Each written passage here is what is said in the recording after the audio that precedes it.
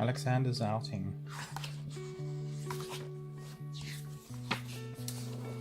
Alexander lived with his mother and 4 brothers and sisters in the most beautiful place in the whole of Sydney.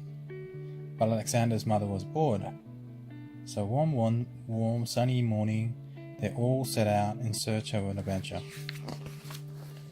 Past the bottle tree, through the iron gates, and along the art gallery road. "Stay close, take care," quacked Alexander's mother. But Alexander did not stay close, and Alexander did not take care. He straggled behind with his head in the air. In College Street, a man rushed out and stopped the traffic. "Stay close, take care," quacked Alexander's mother. But Alexander did not stay close, and Alexander did not take care. He straggled behind, and he did not hear. By the time they reached the other side, Alexander has disappeared.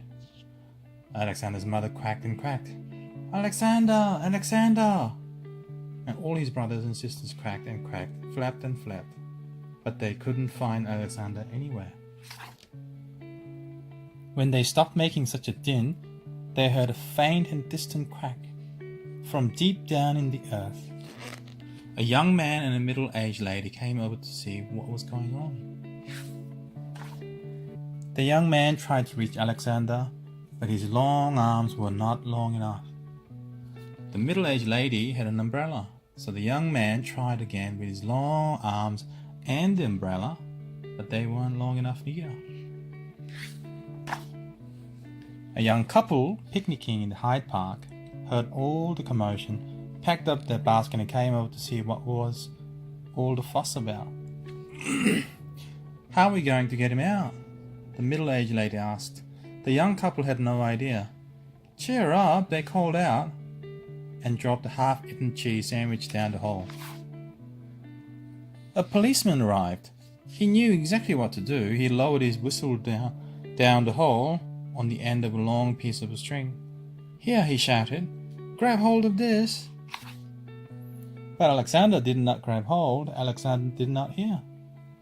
A small boy and his mother joined the crowd. A feeble quack came from deep down in the hole.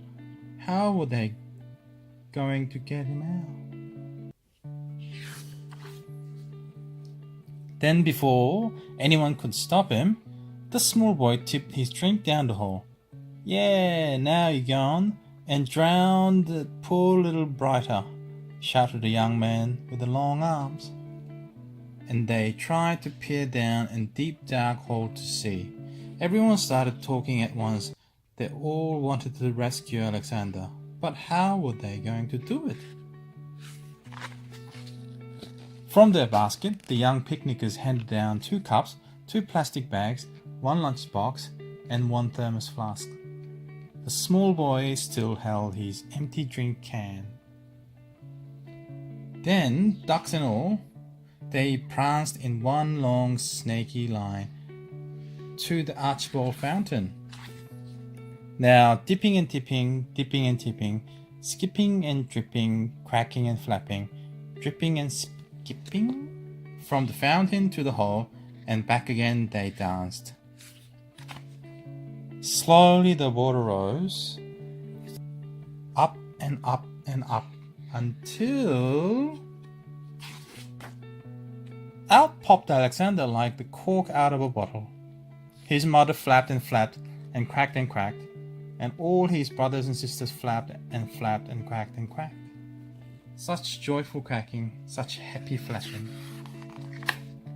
When the celebrations were over, they set off, still quacking and flapping, back across College Street, along Art Gallery Road, through the iron gates, past the bottle tree, and got safely home in time for tea. Quack, quack, quack. The end.